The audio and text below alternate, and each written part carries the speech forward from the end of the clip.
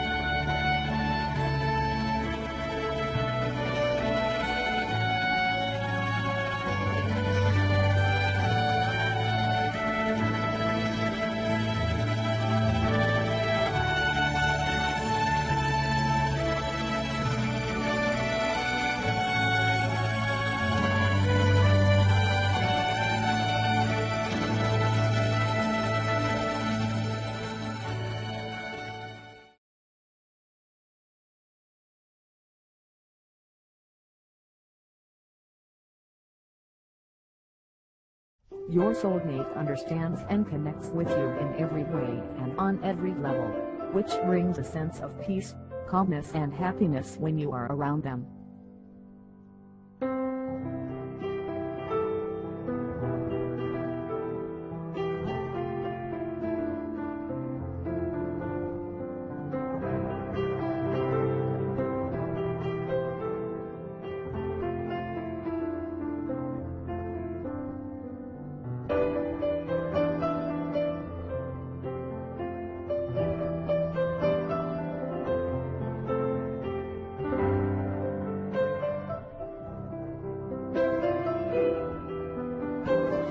Totoo pala ang sinasabi nila na ang mga magagandang bagay ay darating sa tamang tao.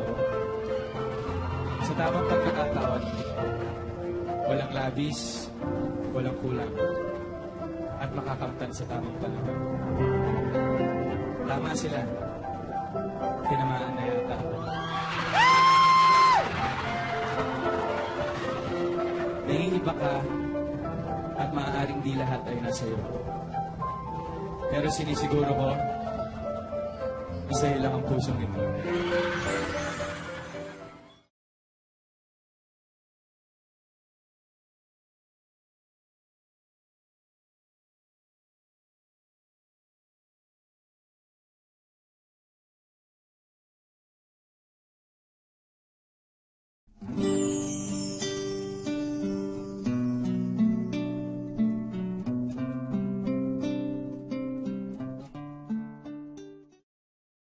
Tingnan mo si Alden, ba't sa iba ka nakatingin? Iba ka tingin? Hindi ba katingin ang diretso? Isang tinginan. Isang tinginan naman. Isa lang. Isa lang po. Hindi ba katingin? Ang bilis naman. Si Alden, hindi na rin makadiretso. Hello? O yan, tatapon. O yan. Oo, iba patingin na yan. Isoy!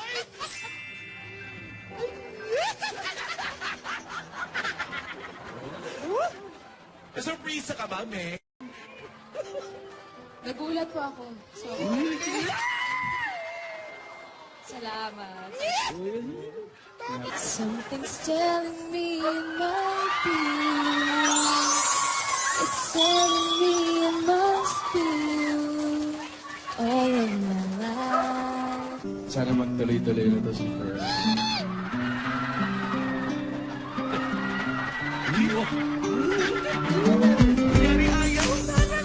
Matagal pa. Matagal pa. Matagal pa tayo. Promise.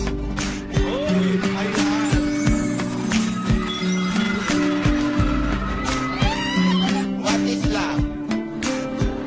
Yung nasa tabi niyo po. Hindi naman yun.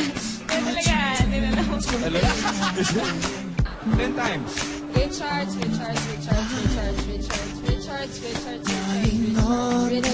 Five times. Watching seabirds fly. 3 times. Isa. Ano apelyido mo? Fulkerson.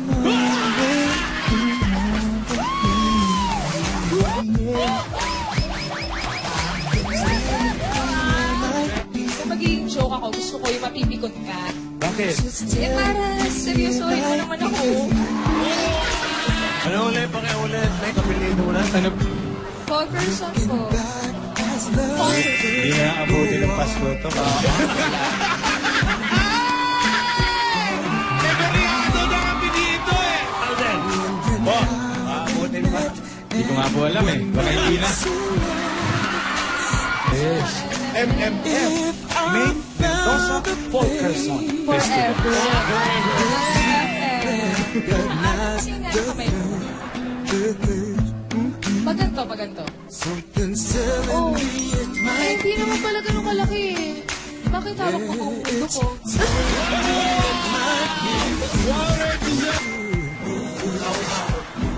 Honey. Alam mo kung bakit, Honey? Bakit? Kasi ikaw, Honey.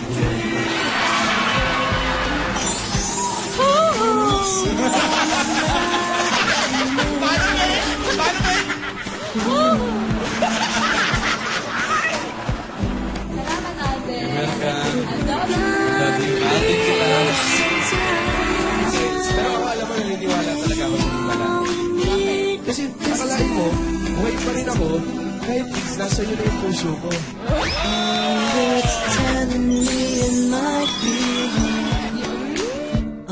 Likewise. SF mo. Bakit may isa pang F? Oo nga. Nagaling na ayun. Alam mo ikaw? Ano? Alam mo ikaw para kang joke na corny. Bakit? Kasi last na kita. Alam mo ba, yung love life ko, parang ikaw. Bakit? Parang ikaw na lang ang kulang. Grabe ka ikaw, feeling ko manhole ka talaga eh. Tara ako tayo dito. Teka, may Feeling joke. ko manhole ka talaga. Bakit? Kasi ang bilis ko nahulog sa'yo eh. Do you have a name? Yes. Or can I call you Manny? May tanong ako sa'yo. Ano yun? Marami rin nagtatanong nito eh. Ano? Are you in love? It's for you to find out. Soon. Very Very soon.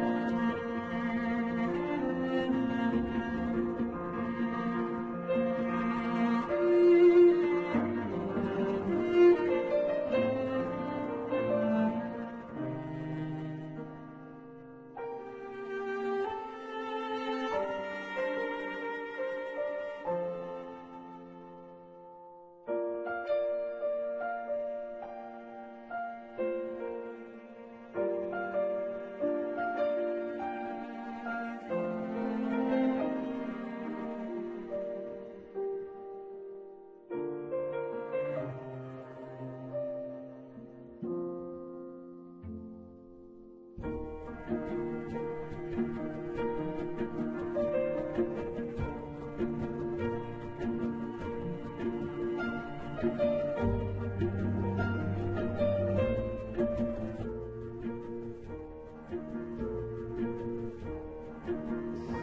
ka nga ba?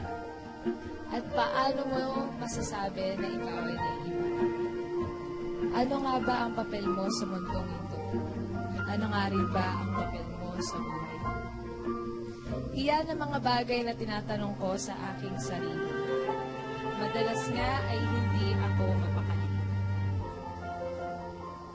Sa dami ng buwabagabag sa aking isip, may mga oras na sumasakit na ang aking dibdib. Sabi ng iba ay hindi ikaw ang karapat-dapat. Humanap daw ako ng iibig sa akin ng sapat. Kaya dapat daw akong maging maingat. Pero sino ba sila para magdikta kung sino ang nararapat? Naamin kong ako'y takot na mahulog sa isang tulad mo. Ngunit alam ko na darating ang araw na pinatatakutan ko. Pero ano nga ba ang magawa? Tila ang loob ko'y unti-unting nahulog sa'yo. Tinatanong ko ang aking sarili kung ikaw ba'y aking gusto. Ngunit ang isip ko'y nagsimulang magtawa. Maaaring hindi ang bulong ng isipan. Pero nararamdaman ko ang sigaw ng puso ko. May mga oras na isip ko'y gulong-gulong. Sapagkat hindi ko na malaman kung ano ba ang totoo. Hindi ko kailanman pinlano na matubos ko sa'yo. Hindi ko din alam kung tama bang sundin ang puso. Alam mo ba na mahirap kang basahin? Kaya tila bang kay hirap mong mahalin? Sa takot na hindi mo ako kayang saluhin, ayos lang, basta kailanman ay huwag mo akong lukuhin. Hinanais kong malaman ang tunay na laman ng puso mo. At magpakasakali kung pangalan ko ba ang sinisigaw mo. Nais kong malaman ang tunay kong halaga sa'yo. Pero ako ay natatakot na malaman ang totoo. Tila sa puso ko'y ikaw lang ang tanging makikita. Dapat na bang aminin aking sinta? Tama bang sabihin sa iyo, tamang panahon na lang ang hinihintay ng puso ko?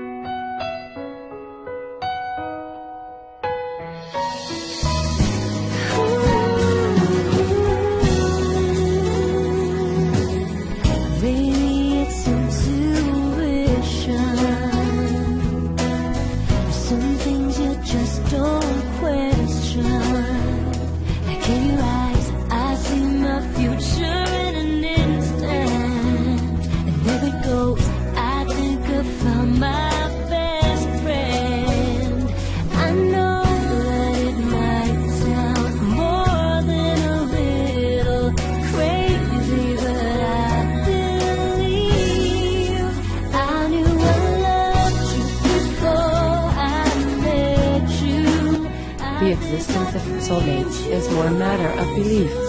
Not everyone believes in it. But I do. I just don't believe that there is only one love. But there are not millions either. There are probably a limited number of people who we will click with. On a soul level. People who are psychologically, socially, and sexually in sync. People with whom you share a deep emotional, spiritual connection. But fortunately we end up with just one. In other words, you can love many times in many ways, but there will be one, not like any other. Personally, I believe that God has a specific person for us to marry and to spend the rest of our lives with. But then in the back of my mind, I think you can also learn to love anyone you know and be happy with them for the rest of your life. If you continue to work on your relationship with them. This whole soulmate thing is confusing, maybe because I haven't found mine yet. But one thing for sure, true love exists. True love and soulmates go hand in hand, I must say. The one who will be with you, no matter what, until the day you die, is your true love, and your soulmate. Not all people are lucky enough to find theirs though. It's rare, but it's precious, and indeed a very, very, very beautiful thing.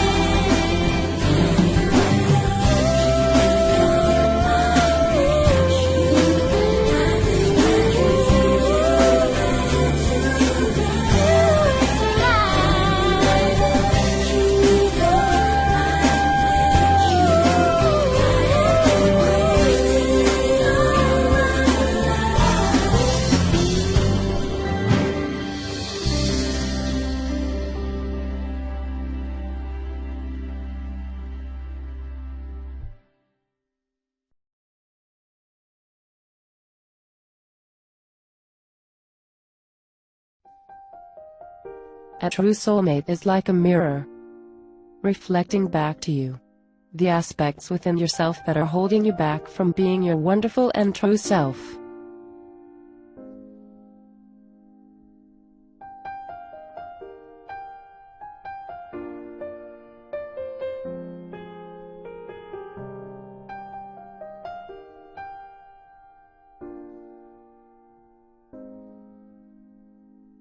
Message ko sa'yo, alam ko marami tayong nagiging distractors, tayong dalawa. Minsan, dahil dun sa mga distractors na yun, pati tayo hindi nagkakaintindihan.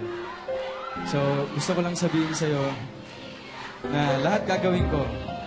Yung mga wish mo sa akin, wish natin para sa ating dalawa, gagawan ko ng paraan yan, men. Tsaka, kahit nasan ka pa, darating ako.